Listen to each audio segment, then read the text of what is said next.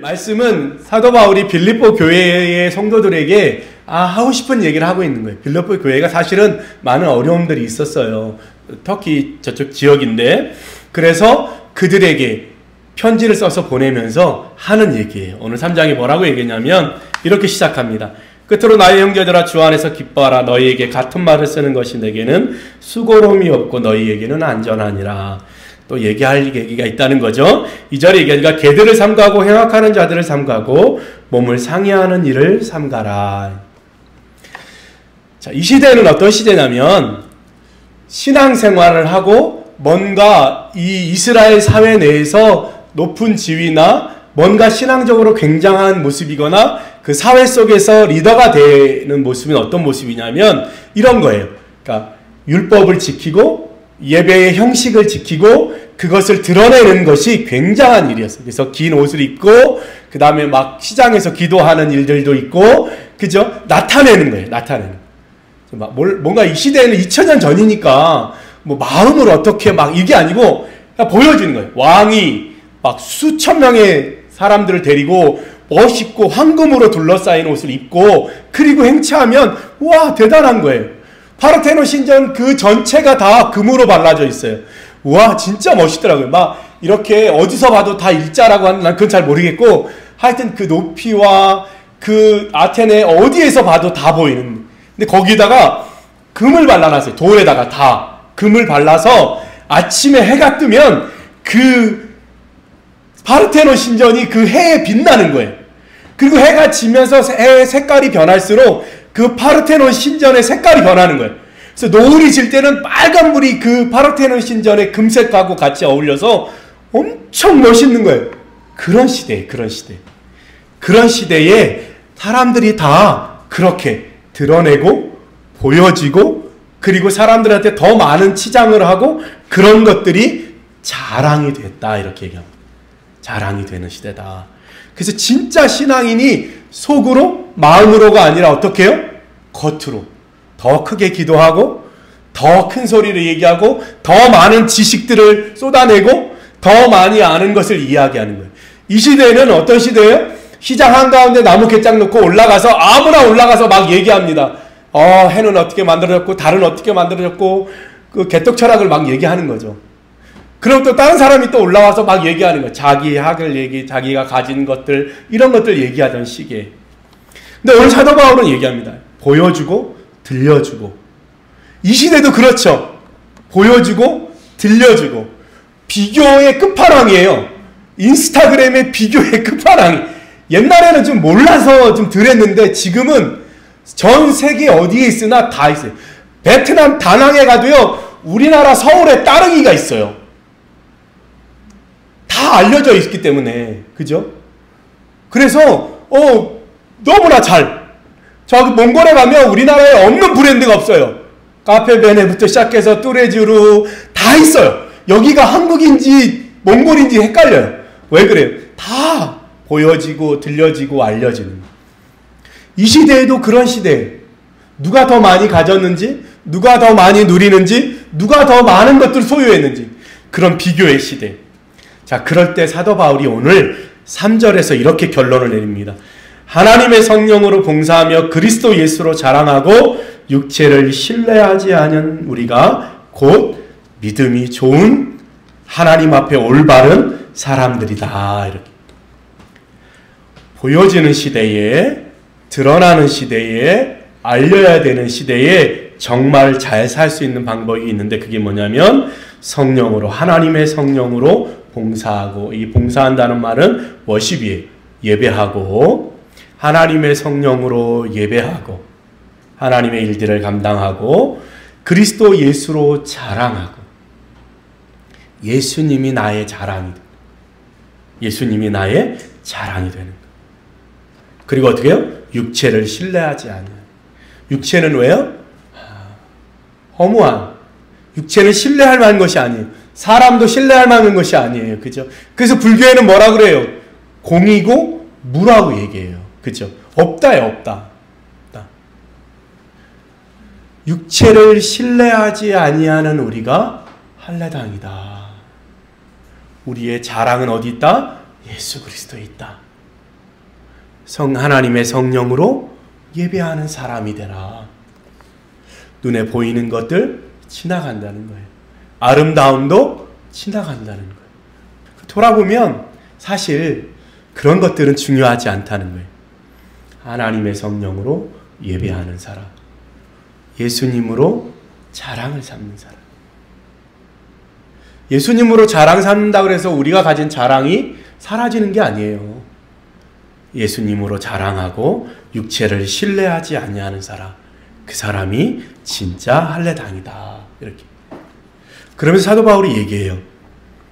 8절에 또한 모든 것을 해로 여김은 내 주 그리스도를 예수를 아는 지식이 가장 고상하기 때문이다.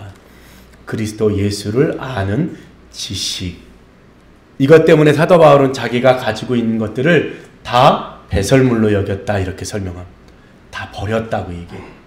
내가 가진 걸 다 왜? 그리스도 예수를 아는 지식을 얻고자 다 버린 거예요. 사도 바울은요, 유대인 중에 유대인이었고 학자 중에 학자였고, 그죠?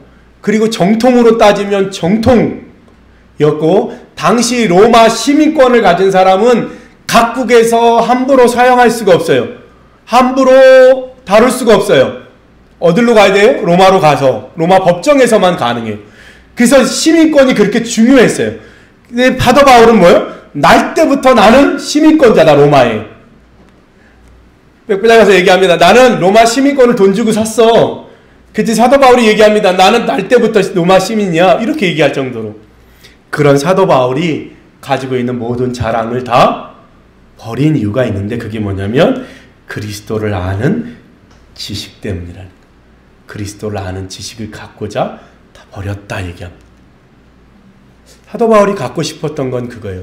주님을 알길 원하는, 주님을 조금 더 아는 것. 그것이 곧 뭐예요? 나를 아는 거예요. 주님을 알아야 그것이 곧 주님이 지으신 나를 아는 거예요. 그리고 그것이 내가 온전하게 살아가는 방법을 배우는 거예요. 그리스도 예수를 아는 지식. 그거예요.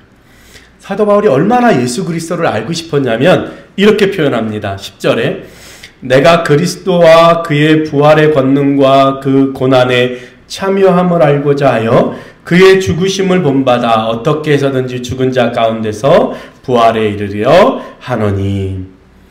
예수님 그리스도를 아는 지식, 이것을 사도 바울이 원했어요. 어디까지 원했냐면 나도 예수님처럼 고난받고 나도 예수님처럼 죽고 나도 예수님처럼 부활해보고 싶은 데까지. 사도 바울이 얼마나 예수님을 알고 싶었냐면 예수님이 지신 십자가도 져보고 싶고 예수님이 지신 그 능력도 경험하고 싶고 예수님이 부활하신 그 부활도 경험하고 싶을 만큼 예수 그리스도를 알고 싶었다는 거예요. 사도 바울의 마음. 여러분들도 그런 마음, 예수 믿으니까 우리는 다, 그죠? 저도 목사가 굳이 아니어도 예수님을 알고 싶다. 예수님이 어떤 분이지? 아, 드럼을 잘 치고 기타를 잘 치고 교회에서 사역을 잘하고 또 뭐 다른, 나는 세상에서 돈을 잘 벌고 이런 거 알고, 아, 진짜 예수님이 어떤 분인지 궁금하다. 예수님이 알고 싶다. 그죠? 아, 성경이 알고 싶다. 성경이 궁금하다. 사도 바울은 어디까지요? 예수님처럼 되고 싶었어요. 그래서 그분이 산 것, 그분이 고난 십자가 진 것, 매맞은 것, 죽은 것까지, 옆구리에 창을 찔리고 손에 못이 박히는 것까지 해보고 싶은 사람. 그만큼 사도 바울은 예수님을 알고 싶었어요. 눈에 보이는 것, 그리고 가지고 있는 것, 별것 아닌 것, 지나가 버릴 것 때문에 자랑하는 게 아니라 진짜 예수 그리스도를 아는 지식이 갖고 싶었대. 예수님을 알고 싶은 거예요. 예수님을 알아야 나도 알고, 예수님을 알아야 이 땅을 살아갈 이유를 알고, 예수님을 알아야 이 땅을 어떻게 살아야 잘 살았다고 하는지도 알게 된다는 거예요. 그래서 어떻게 해요? 그리스도를 아는 지식. 너무너무 갖고 싶었다. 사도 바울이 거기까지. 그래서 어떻게 해요? 표대를 향하여 달려간대요. 14절에 표대를 향하여 그리스도 예수 안에서 하나님이 위에서 부르신 부름의 상을 위하여 달려가노라. 나는 오늘도 그것을 위해서 달려가고 있다. 이렇게 얘기합니다. 더 알고 싶어. 더 알고 그분이 누군지, 왜 그분을 위해서 그렇게 사람이 죽기도 하고 순교하기도 하고 매를 맞기도 하고 고난을 당하기도 하고, 그죠? 네. 그런지 예수님을 알고 싶은 여러분 마음에도 그런 마음이 있기를 소원합니다. 어떻게 하면 예수님을 알 수 있을까? 두 번째로 17절에는 이렇게 얘기합니다. 18절에 내가 여러 번 너희에게 말하였거니와 이제도 눈물을 흘리며 말하노니 여러 사람들이 그리스도의 십자가의 원수로 행하느니라. 어떤 사람이 있는데 예수님을 모르는 사람이 아니라 아는 사람인데, 그 사람이 어떻게? 오히려 십자가를 영광스럽게 하는 사람이 아니라 원수가 된다는 거예요. 왜냐하면 19절에 그들의 마침은 멸망이요 그들의 신은 배요, 먹는 사람 몸의 배, 그 영광은 그들의 부끄러움에 있고 땅의 일을 생각하는 자라. 땅의 일을 생각하는 사람. 그래서 어떻게 해요? 교회를 다니는데 신앙생활을 하는데 육신의 것들을 취하는 거예요. 유진 피터슨, 제가 어제 올린 그 성경 유진 피터슨은 뭐라고 여기에다가 자기 식으로 해석을 붙였냐면, 그 사람들은 트름이 먹고 트름하는 게 찬양이라는 거예요. 찬양을 해야 되는 찬양을 안 하고 트름이 그 사람들의 찬양이라는 거예요. 매일 트름만 하니까 찬양을 하는 게 아니고 트름을 하고 있다는 거예요. 육신의 것을 취하는 거예요. 신앙생활을 할 때 신앙생활을 하려고 모였는데 뭐요? 먹고 마시고 나의 유익, 내가 가져갈 것, 내가 취할 것. 교회 안에 예배를 드리러 온 사람들이 있는데 그 사람들이 처음에는 예배를 드리다가 점점 뭐요? 나의 유익이, 나에게 도움이 되는 것, 내가 더 가져갈 것, 내가 더 누릴 것만 찾는 거예요. 내가 받았으면 어떻게 해요? 나눠야 되잖아요. 그죠? 없는 이들을 도와야 되고 새로운 이들을 살펴야 되는데 그게 아니고 어떻게 해요? 내가 더 받아야 되는 거예요. 내가 더 높은 자리, 내가 더 많이 가져가야 되고 내가 더 많이 누려야 되는 사람들이 있다는 거예요. 그 사람들을 뭐라고 표현하냐면 십자가의 원수다. 이렇게. 무슨 얘기예요? 이 땅의 삶만 추구하는 거예요. 예수 믿는 사람인데 예수를 믿으러 왔는데 이 땅이 아니라 하늘을 바라봐야 되는데 그게 아니라 더 땅을 바라보는 거예요. 더 가져가고 더 취하고 싶은 거예요. 더 내어놓는 게 아니고 더 가져가고 더 얻고 더 누리려고 하는 사람들이 있다는 거예요. 그러니까 어떻게 해요? 그들의 신은 배라는 거예요. 배. 그죠? 먹는 거죠. 그죠? 그들의 마침은 멸망이에요. 그들의 영광은 부끄러움이. 와, 많은 것을 가지셨네요. 대단해요. 근데 그게 정직한 것이 아니라 거짓된 걸로 얻은 유익이라는 거죠. 속여서 얻은 유익이라는 거예요. 그런 사람들 어떤 사람? 현실의 원조, 십자가의 원수로 행하는 사람들이 있다. 그러면 우리는 어떻게 해야 되냐? 20절에 우리의 시민권은 하늘에 있다. 이렇게 얘기합니다. 한마디로 우리가 결국에 가서 거할 것, 우리가 쌓아놓아야 될 것, 우리가 갖춰야 될 것은 뭐다? 저 하늘이다. 이렇게 해서 우리의 시민권은 하늘에 있다. 우리의 권리와 우리의 모든 유익을 가져다 주는 건 어디에 있다? 하늘에 있다. 그러니까 이 땅은 어떻게 해요? 비우고 나누고 덜어내는 데 있는 거예요. 할렐루야. 가지고 소유하고 이 땅의 것 그렇지 않아요. 함께 하는 데 있는 거예요. 함께. 그러면 어떻게 해요? 오병이어처럼 더 풍성해지는 거예요. 주님의 은혜로 그것이 그렇게 되는 거예요. 우리의 소망은, 우리의 시민권은 하늘에 있다. 이게 사도 바울의 답입니다. 첫 번째 답은 뭐예요? 그리스도 예수를 아는 지식. 그리스도 예수가 내 자랑이 되는 거예요. 우리의 인스타에 뭐예요? 예수님이 자랑이 돼야 되는 거예요. 그죠? 예수님이 자랑. 제발. 그죠? 네. 우리 제일 보기 싫은 사람은 어떤 사람이에요? 예수 믿는 걸로 자기 유익 삼는 사람이에요. 그죠? 현실에 안주하고 현실을 귀하게 여기는 게 아니라 우리의 시민권 어디에 있다? 하늘에 있다. 그죠? 진짜 성공, 진짜 잘 되는 것, 진짜 부자는 그런 데 있다는 거예요. 우리 젊은 청년들에게 권면합니다.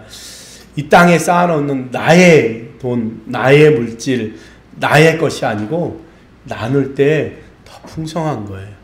그래서 어떤 사람이 이게 결핍의 은혜다, 결핍의 은혜. 모자란 것이 은혜다. 우리의 시민권은 하늘에 있다. 4장 1절에 주 안에 서라. 그러므로 주 안에 서 있어라. 주 안에 확고하게 서 있어라. 이렇게. 정말 그죠? 우리 한 주간 살면서 고민해 봅시다.